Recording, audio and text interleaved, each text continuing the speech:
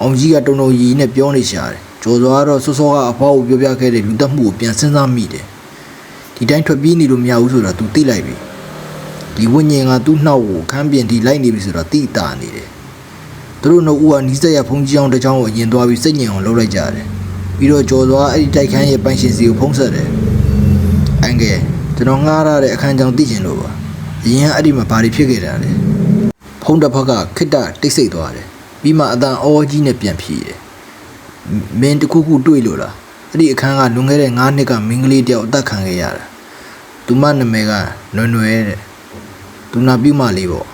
သူမကိုတတ်သွားတဲ့သူကအခုထိကိုမမိသေးဘူးဒဲဒီပြောတာတော့သူမရဲ့ရည်စားဖြစ်သူကတက်ပြီးထွက်ပြေးသွားတာတဲ့ကျော်စောကောင်းထဲမှာမီးပွင့်တယ်လို့ခံစားလိုက်ရတယ်သူနာပြုတယ်လား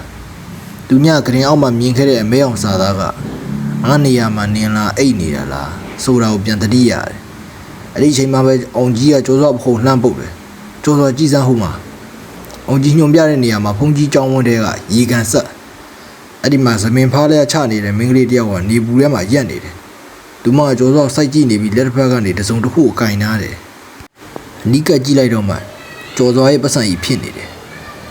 သူမငါပစ္စည်းတွေကိုယူထားတယ်ကျော်စောအာတင်ပြီးသူမစီကိုရှောက်သွားဖို့ပြင်လိုက်တယ်ဒါပေမဲ့သူမရုတ်တရက်ပျောက်ကွယ်သွားပြီးပတ်စံအေးကတော့မြေကြီးပေါ်မှာကြံရစ်ခဲ့တယ်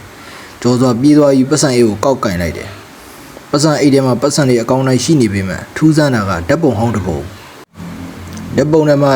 မင်းကလေးတယောက်နဲ့မျိုးသားတယောက်ရီမောနေကြတယ်အဲ့ဒီမျိုးသားရဲ့လေပင်ကိုလက်သေးနဲ့ချစ်ထားလို့မမြင်ရပေမဲ့အမျိုးသားဝတ်ထားတဲ့အင်ဂျီကကျော်စောအခုဝတ်ထားတဲ့အင်ဂျီနဲ့ပုံစံတူအယောင်တူဖြစ်နေတာကိုသူတတိပြုမိလိုက်တယ်ဒါဘလို့ဖြစ်နိုင်မှာလဲဒီအင်ဂျီကငါမနေ့ကမှအစ်စ်ဝယ်ထားတာလေ